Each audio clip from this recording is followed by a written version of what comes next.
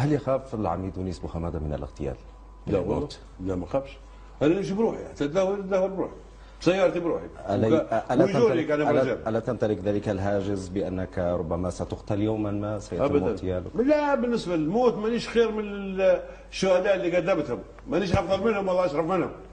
هم الشرفاء، وهذول شرفاء ليبيا اللي تحت التراب، اللي قدموا أرواحهم على أكفهم. مانيش أشرف منهم، ولو اقتلت والله متت في معركة والله في خارج معركة، مانيش أشرف من الأبطال اللي قدموا أرواحهم. وبالتالي أنا مش خايف من الموت. طيب، هل سعيت أم ستسعى يوما ما إلى منصب سياسي؟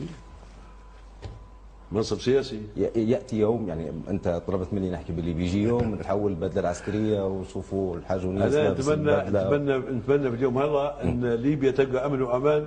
إن كان لقيتوني في مشهد عسكري ولا غيره، أنا بقى أنا مانيش مضبوط.